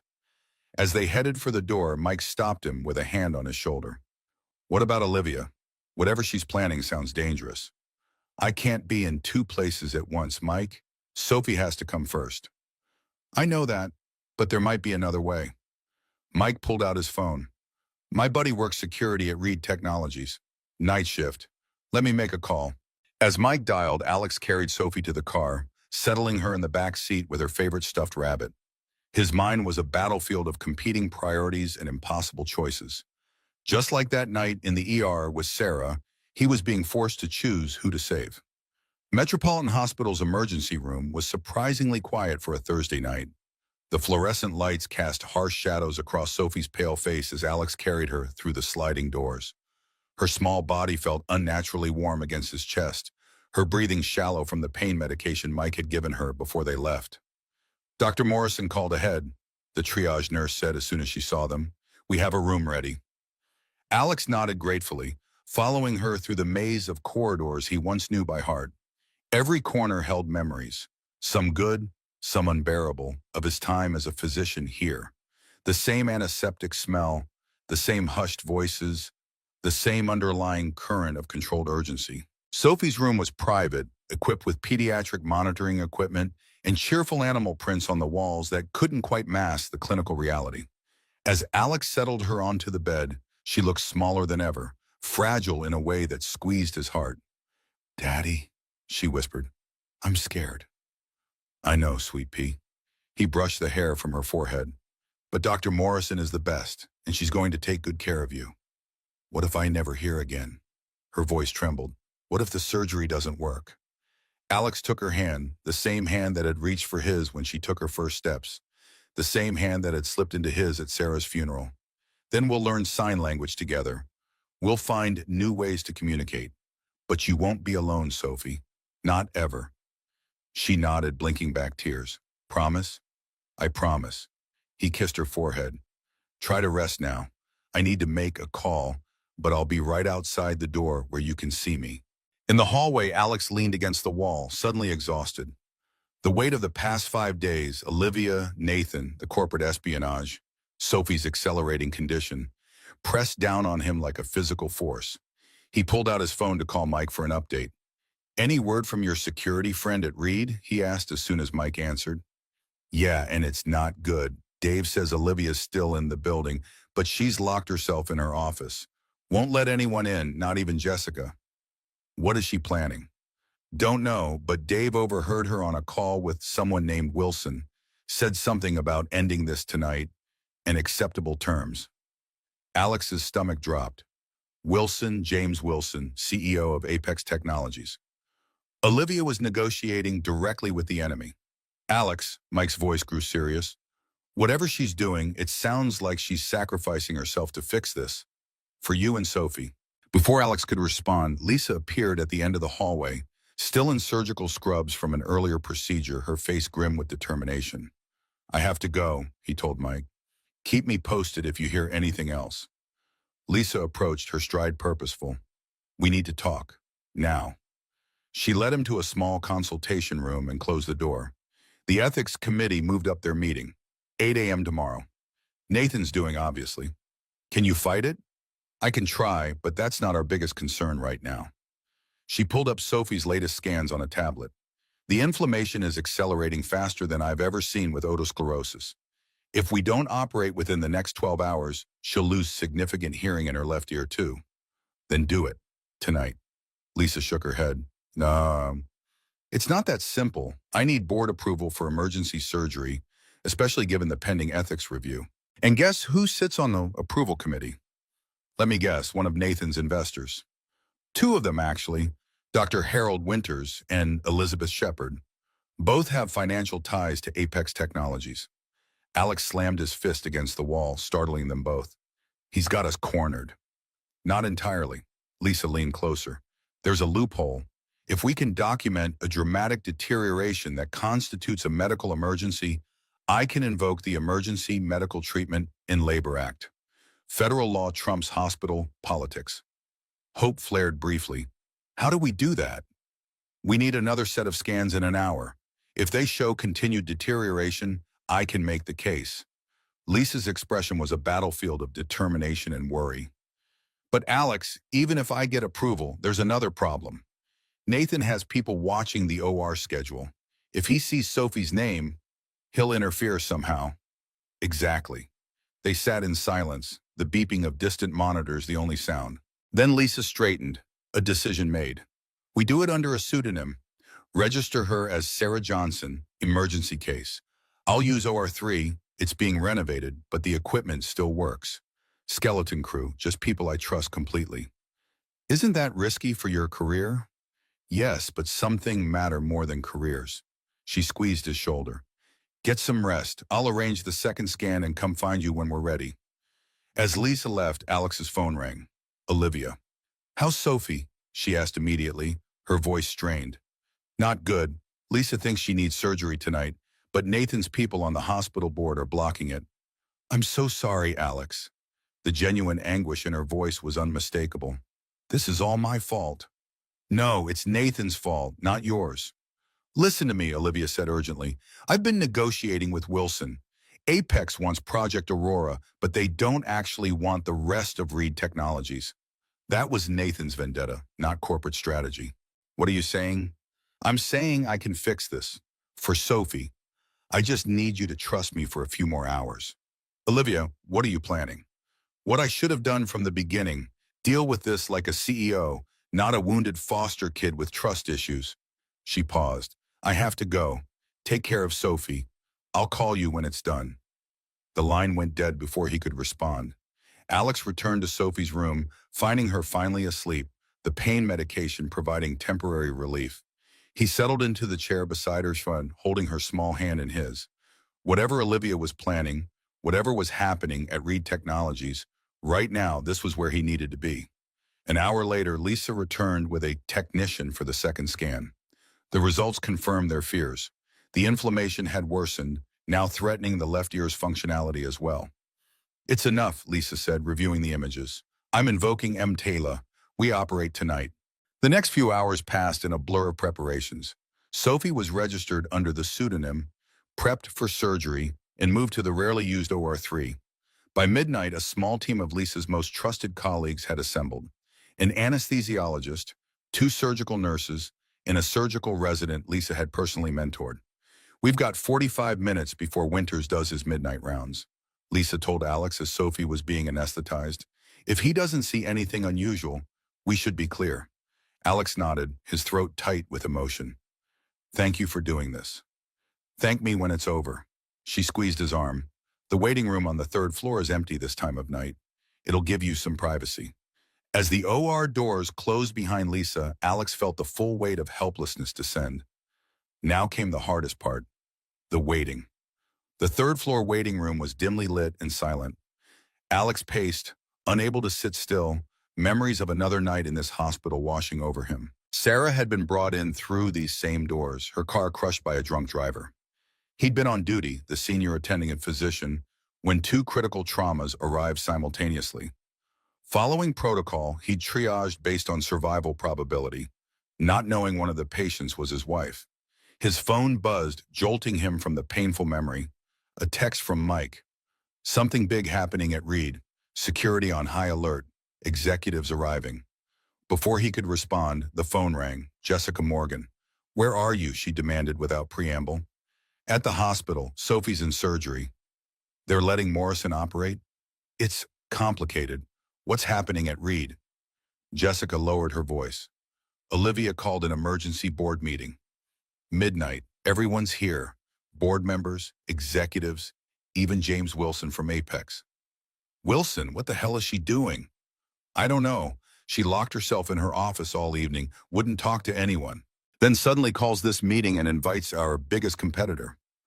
Jessica sounded genuinely worried. Alex, she has all the evidence we gathered about Nathan, but she's also prepared resignation papers. I think she's planning to sacrifice herself for some kind of deal. Alex's grip tightened on the phone. Put her on. I can't. The meeting's starting. She specifically asked me to call you, though.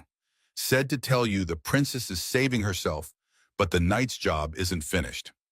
The reference to their earlier conversation hit him like a physical blow. Tell her. Tell her to wait. I may have a way to help. How? You're at the hospital. Just tell her. Alex ended the call, mind racing. He dialed Mike next. I need a favor, a big one. Name it. Sophie's in surgery. I need to get to Reed Technologies, but I can't leave the hospital. Say no more. I'll be there in 15 minutes. I'll stay with Sophie. You go do what you need to do. Thank you, Alex said, his voice rough with emotion. That's what family does, Doc. While waiting for Mike, Alex called Lisa's resident, Dr. Patel, whom he'd known during his time at the hospital. Patel, it's Alex Parker. I need an update on the surgery. Dr. Parker, we've just finished the right ear reconstruction. Dr. Morrison is working on the left now. Everything's proceeding as expected. Estimated completion time? Another hour, hour and a half. Dr. Morrison is being extremely thorough. That's good. Alex hesitated. Patel, I need to step out for a bit.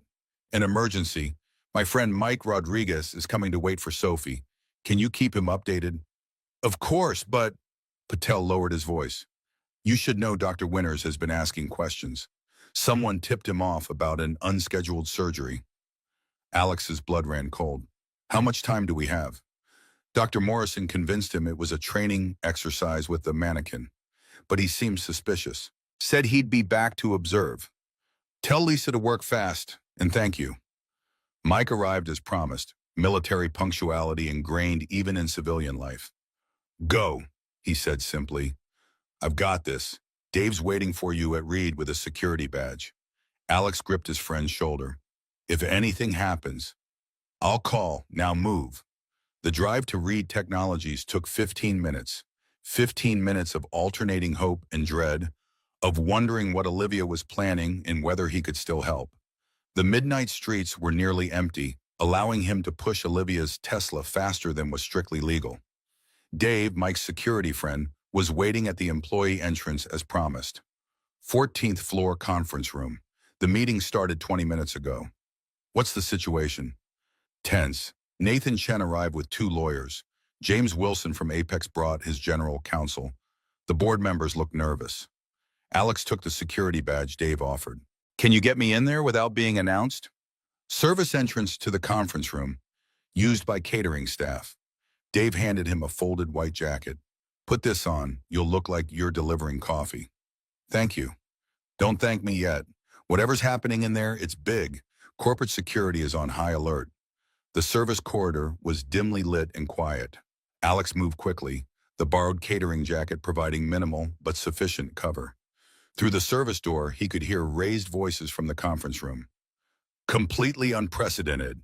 Nathan's voice angry and defensive. A midnight board meeting without proper notice. The bylaws allow for emergency sessions when the company's future is at stake, Olivia responded coolly. And given what I'm about to share, I think you'll agree this qualifies. Alex eased the door open just enough to see inside. The conference room was filled with people, board members at the long table, executives and legal counsel along the walls. Nathan stood near the head of the table, face flushed with anger.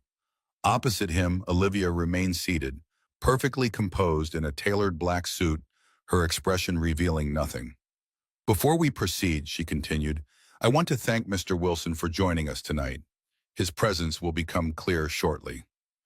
Wilson, a distinguished man in his 60s, nodded tersely. I'm curious why Reed's CEO called me at 11 p.m., Ms. Reed. This better be worth interrupting my evening. Oh, it will be. Olivia tapped a tablet and the wall screen behind her illuminated with documents. These are communications between Nathan Chen, our CFO, and James Wilson, CEO of Apex Technologies. They detail the systematic theft of Reed's proprietary technology, specifically Project Aurora, our medical diagnostic AI platform. Nathan's face drained of color. This is absurd. Where did you get those? From your secure server, Nathan. The same one where you stored Sophie Parker's medical records. A murmur ran through the room. Jessica, standing near the back, caught Alex's eye through the partially open door. Her slight nod acknowledged his presence without drawing attention. "This is illegal," Nathan sputtered. "Accessing private servers is exactly what you've been doing for months," Olivia cut in smoothly. "Transferring our technology to Apex piece by piece. But that's not even the worst of it." She changed the display to show emails between Nathan and hospital board members. These communications show Mr. Chen actively interfering with a child's medical care to leverage her father, who happens to work for me, into silence, a 6-year-old girl, gentlemen. That's how far Mr. Chen was willing to go. The room fell silent. Even Wilson looked disturbed. "This is all fabricated," Nathan said, but his voice lacked conviction. "Is it?" Olivia turned to Wilson. "Mr. Wilson, did you authorize Nathan to sabotage a child's surgery as part of your acquisition strategy?" Wilson's expression hardened. "Absolutely not. Apex is interested in technology, not corporate thuggery. If these allegations are true—" "They are," Olivia assured him. "And there's more. Nathan wasn't just planning to sell you Project Aurora. He was planning to dismantle Reed Technologies entirely, against the interests of our shareholders, our employees, and our mission." She displayed the board presentation Alex and Lisa had seen at the restaurant. The board members leaned forward, expressions ranging from shock to outrage, as they saw the detailed plans for breaking up the company they'd invested in. Nathan looked desperately around the room, finding no allies. "This is a witch hunt. Olivia is trying to distract from her own failings as CEO." "Actually," Wilson interrupted, "these documents suggest you've been misrepresenting Reed's performance to create the impression of leadership failures." He turned to the board. "Gentlemen, Apex has always been interested in a potential partnership with Reed Technologies, specifically around Project Aurora. But we were led to believe by Mr. Chen that Ms. Reed was resistant to any collaboration." "That's a lie," Nathan protested. "She refused to even discuss." "I never received any partnership proposals," Olivia said quietly. "Only acquisition offers for the entire company at below market value." This was the moment. Alex pushed the door over forwardly and stepped into the room. All eyes turned to him. "Mr. Parker," Olivia acknowledged, her surprise visible only in the slight widening of her eyes. "I wasn't expecting you." "Sorry to interrupt, but I thought the board should hear from someone else affected by Mr. Chen's actions." Nathan's face contorted with rage. "You have no right to be here." "Actually," Jessica interjected smoothly, "as a material witness to corporate espionage and potential criminal activity, Mr. Parker has every right to address this board." Alex moved to stand beside Olivia. "My daughter Sophie is in surgery right now at Metropolitan Hospital. Surgery that Mr. Chen tried to prevent by filing false ethics complaints against her surgeon. A surgery that might have been unnecessary if the diagnostic capability of Project Aurora had been available to hospitals like Metropolitan instead of being locked away for profit." He turned to face Nathan directly. "You offered me a deal earlier tonight. Sophie's surgery in exchange for Olivia's resignation. You were willing to use a 6-year-old child as leverage in a corporate takeover. I want the board to understand exactly who they've been trusting with their company." The silence that followed was deafening. Nathan looked from face to face, finding no sympathy. "This is preposterous," he finally said, but the fight had gone out of his voice. "You have no proof of any such conversation." Alex pulled out his phone. "Actually, I do. I recorded our call." It was a bluff. He hadn't recorded anything, but Nathan's face told him it had landed. The CFO sank into a chair, defeated. "I think we've heard enough," said an older board member, breaking the silence. "I move for the immediate termination of Nathan Chen's employment with Reed Technologies, pending criminal investigation." "Seconded," said another board member promptly. "All in favor?" The vote was unanimous. As security escorted a shell-shocked Nathan from the room, Wilson approached Olivia and Alex. "Ms. Reed, I'd like to propose a genuine partnership between Apex and Reed, specifically around Project Aurora. No takeovers, no dismantling. A collaborative approach that maintains Reed's independence while leveraging Apex's distribution capabilities." "I'm listening," Olivia said cautiously. "We establish a joint venture. Aurora remains Reed intellectual property, but we create a separate entity to handle hospital distribution, priority access for public institutions like Metropolitan. Alex watched Olivia consider the offer, her expression giving nothing away. This was the CEO in action, not the vulnerable woman he'd glimpsed in rare moments, but the strategic leader who'd built a company from nothing. "I'll need assurances about pricing structures for public hospitals," she said finally, "and complete transparency about implementation." "Of course," Wilson nodded. "We can have our teams draft terms tomorrow." "And one more thing," Olivia added. "Metropolitan Hospital gets the first full implementation, at cost." Wilson smiled slightly. "Driven bargain." "Agreed." As the meeting adjourned, board members filed out, many stopping to shake Olivia's hand or murmur apologies for doubting her leadership. Jessica coordinated with Wilson's legal team to begin drafting partnership documents. Within minutes, only Olivia and Alex remained in the conference room. "You should be at the hospital," she said quietly. "With Sophie. Mike's there, and I needed to be here." Alex studied her face, noting the exhaustion beneath her composed exterior. "You were going to resign, weren't you? That was your plan." "Plan B," she admitted. "If the evidence wasn't enough to convince the board, I was prepared to make a deal with Wilson. My resignation in exchange for leaving Reed intact and ensuring Sophie's surgery." "You'd have given up everything you built." "Some things matter more than companies, Alex." Her gaze met his directly. "Some people matter more." The moment stretched between them, filled with unspoken possibilities. Alex's phone rang. "Mike, Sophie's out of surgery," he reported without preamble. "Lisa says it went perfectly. Both ears fully reconstructed." Relief crashed over Alex like a physical wave. "She's okay?" "Better than okay, already waking up and asking for you. Tell her I'm on my way." Alex ended the call, turning to Olivia. "Sophie's surgery was successful. Both ears." Olivia's composed facade cracked, genuine joy breaking through. "That's wonderful, Alex. You should go to her." "Come with me." The invitation surprised them both. "I don't want to intrude on a family moment," she said hesitantly. "You're part of this now, for better or worse." He held out his hand. "Besides, she's been asking about the princess her dad's been helping." A smile touched Olivia's lips. "I'm hardly a princess." Try telling that to a 6-year-old with a vivid imagination. Sophie was awake when they arrived at the recovery room, her head wrapped in bandages but her eyes bright with recognition. Mike sat beside her, reading from her favorite book. "Daddy," she called as Alex entered, her voice slightly too loud, common after ear surgery. "Hey, sweet pea." He kissed her forehead gently. "How are you feeling?" "My head sounds funny, like I'm underwater, but Dr. Lisa says that's normal." Her gaze shifted to Olivia, standing hesitantly in the doorway. "Are you the princess?" Olivia looked startled. "I'm Olivia, your dad's friend." "Daddy said you needed help because bad people wanted to take your magic power." "Did he now?" Olivia smiled, moving closer to the bed. "Well, your dad was very brave.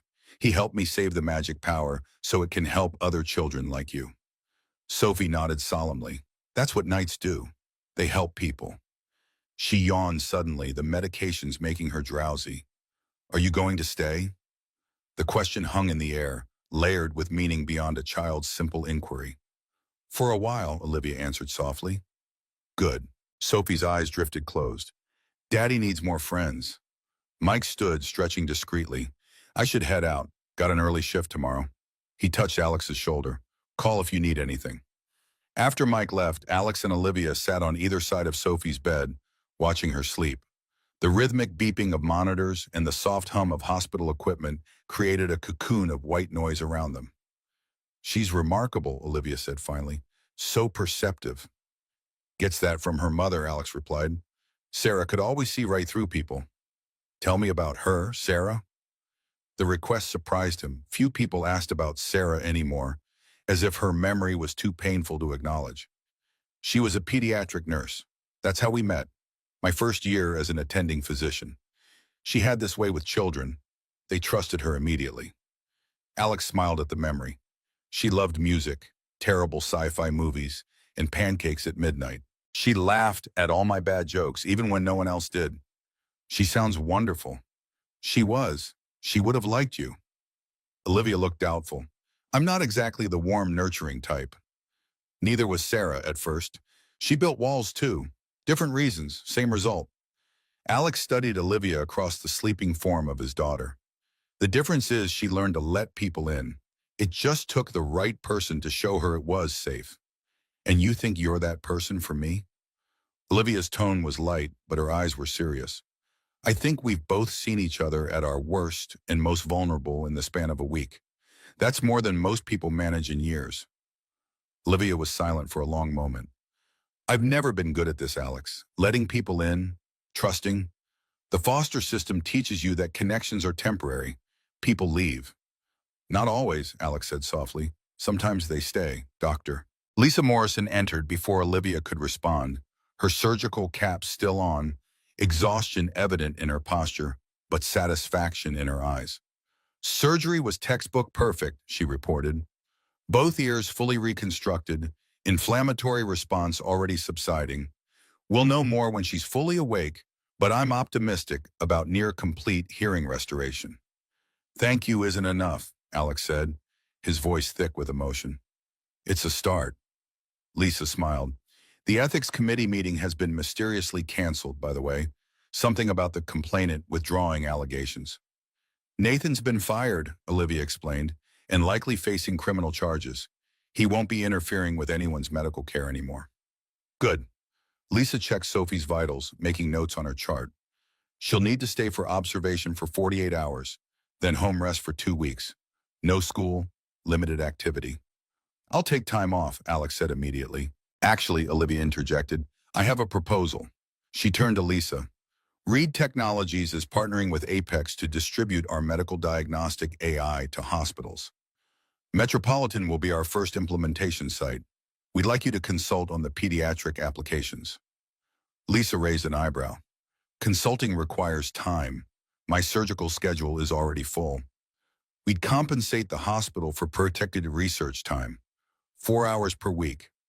Make it 6 and include a fellowship position for pediatric diagnostic implementation. Done. Olivia extended her hand, which Lisa shook firmly. And as for you, Olivia continued, turning to Alex, Reed Technologies could use someone with medical expertise to liaise between our development team and hospital implementation sites. The position would have flexible hours, work from home options when needed, and a salary significantly better than driving or bartending. Alex stared at her. You're offering me a job? I'm offering you an opportunity to use both your medical knowledge and your newly discovered corporate detective skills. Plus, you'd be helping make Project Aurora accessible to patients who need it. She smiled slightly. Consider it paying forward what you did for me this week. Before Alex could respond, Sophie stirred, her eyes fluttering open. Daddy? Her voice was clearer now, less strained. I can hear better already. Alex took her hand. That's great, sweet pea. Dr. Lisa did an amazing job. Sophie turned to Olivia. Are you still here? I am. But I drew you a picture before my surgery. Mike has it. She yawned again. It's all of us together. All of us? Olivia asked gently. You, me, Daddy, and Mike. Our family. The simplicity of a child's perspective. Rearranging the adult world into what made sense to her. Alex watched emotions flicker across Olivia's face. Surprise, confusion, and something softer he couldn't quite name. I look forward to seeing it, Olivia said finally. As Sophie drifted back to sleep, Lisa excused herself to check on other patients. The room grew quiet again, the first light of dawn beginning to filter through the window blinds. She's going to be okay, Olivia said softly. Sophie. Yes. Alex released a breath he felt like he'd been holding for days. She is. And you, will you be okay? The question caught him off guard. I think so. For the first time in a long time, I think I might be. Good. Olivia stood, smoothing her suit with practiced precision. I should go. The board will want a full briefing, and there's the partnership with Apex to structure. Olivia, Alex rose as well, about the job offer. Take some time. Think about it. Sophie needs you now. She smiled, a genuine smile that transformed her face. We'll talk when you're ready. And if I'm ready now? The question hung between them, weighted with meaning beyond professional opportunities. Then we'll talk now, she said simply. I want the job. But more than that, I want... Alex hesitated, searching for words. I want to see where this goes. You and me, whatever this is between us. It's complicated, Olivia warned. I'm complicated. I'm a former emergency physician raising a daughter alone after losing my wife in a trauma I failed to prevent. Complicated is my default setting. That earned a small laugh. Fair point. So we try, one day at a time? Olivia considered this, her analytical mind visibly working through possibilities and risks. Then, in a gesture that seemed to surprise even her, she reached out and took his hand. One day at a time, she agreed. 3 months later, Alex stood in front of a classroom at Metropolitan's Teaching Center, explaining the diagnostic capabilities of Project Aurora to a group of medical residents. The AI system had been fully implemented at Metropolitan for 6 weeks, already showing promising results in early detection of conditions previously difficult to diagnose in early stages. His new role at Reed Technologies had proven to be the perfect blend of his medical background and newly discovered business acumen. Working with hospital implementation teams, he helped Boyne bridge the gap between technology and practical medical applications. The flexible hours allowed him to be there for Sophie's recovery and return to school, now with fully restored hearing. The system doesn't replace clinical judgment, he emphasized to the residents. It enhances it. Think of it as having a consultant who's read every medical journal ever published and can apply that knowledge to pattern recognition in patient data. As the session ended, Lisa approached from the back of the room. Nice presentation. The residents are impressed, both by the technology and by you. Just doing my job. Speaking of jobs, Lisa said casually, the hospital board is reviving the trauma director position. They asked me to gauge your interest. Alex stared at her. You're kidding. I never kid about hospital politics. Lisa smiled. They're prepared to be flexible about hours, given your role with Reed, but they want you back, Alex. We all do. I don't know, Lisa. That part of my life is still part of you, whether you acknowledge it or not. Just think about it. She checked her watch. Don't you have a recital to get to? Sophie's first violin recital since her surgery. After fully recovering her hearing, she had thrown herself into music with passionate intensity, making remarkable progress in just a few months. Thanks for the reminder. And Lisa, I'll think about it. The community center auditorium was crowded with parents and relatives when Alex arrived. He spotted Mike saving a seat in the front row, and beside him, a surprise, Olivia. Didn't think you'd make it, Alex said as he joined them. Board meeting? Rescheduled, Olivia replied. Some things are more important. The casual statement reflected the change in her over the past months. The walls hadn't come down entirely. Decades of self-protection didn't disappear overnight. But there were more windows now, more moments of vulnerability and genuine connection. Their relationship had developed slowly, deliberately. Weekly dinners had become twice weekly, then more. Sophie had appointed herself Olivia's guide to fun things normal people do, insisting on movie nights, park visits, and ice cream adventures that pulled the CEO increasingly out of her corporate shell. For his part, Alex had found himself rediscovering parts of himself he thought had died with Sarah. His sense of humor, his capacity for joy, his ability to look toward a future rather than just surviving the present. The lights dimmed as Sophie's beginner violin class took the stage. 10 children aged 6 to 8, all in their best clothes, clutching their instruments with varying degrees of confidence. Sophie spotted them immediately, waving enthusiastically before remembering her performance decorum. She looks so happy, Olivia whispered. She is, Alex agreed. We all are. The instructor raised her baton, and the children began to play. The piece was simple, the execution imperfect, but the joy was palpable. Sophie played with fierce concentration, hearing every note with restored clarity, her small face alight with the pure pleasure of creating music. Halfway through the piece, Alex felt Olivia's hand slip into his, a small gesture but significant for someone who had spent a lifetime avoiding connection. He squeezed gently, a silent acknowledgement of how far they'd both come in such a short time. As the final notes faded and applause filled the auditorium, Sophie's eyes found them again. Her father, his friend Mike, and Olivia. Her family, as she had drawn it in her hospital picture, now framed and hanging in their living room. Later, as they celebrated with ice cream, Sophie's choice, Alex watched Olivia helping his daughter count the sprinkles on her sundae, both of them laughing at the impossible task. Mike caught his eye across the table, giving him a knowing nod of approval. "Penny for your thoughts, Doc," Mike said as the girls continued their sprinkle census. "Just thinking about how much can change in 6 months. Good changes?" Alex considered the question, thinking of Sophie's restored hearing, his new career path combining medicine and technology, the possibility of returning to trauma medicine part-time, and the woman who had entered their lives through a chance encounter in a bar. "The best," he said simply. That night, after Sophie was asleep, Alex and Olivia sat on his apartment balcony, looking out at the city lights. The same city where half a year ago he had driven a drunk CEO home without asking questions, setting in motion events neither could have predicted. "Lisa offered me the trauma director position at Metropolitans today," he told her. "Are you going to take it?" "I'm considering it, part-time alongside my work with Reed." Olivia nodded thoughtfully. "You miss it, medicine."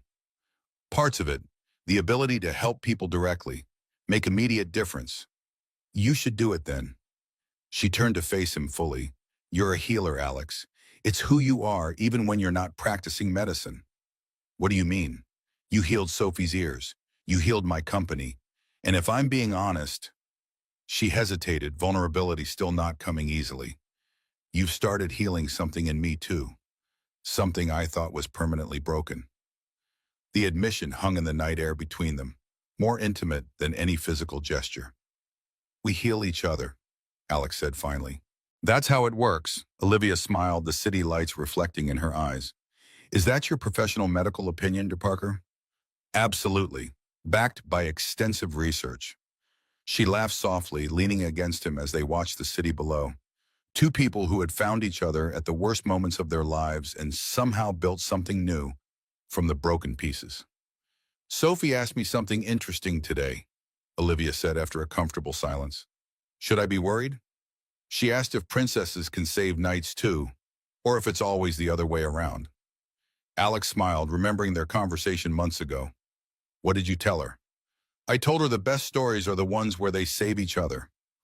In the apartment behind them, Sophie slept peacefully, her hearing fully restored. In the city below, Metropolitan Hospital implemented the diagnostic system that would help countless patients. And in the quiet space between them, something continued to grow. Not a fairy tale of knights and princesses, but something real and honest and hard-won. A second chance neither had been looking for, found on a rainy night when a driver simply did the right thing and a CEO asked to be taken home without questions.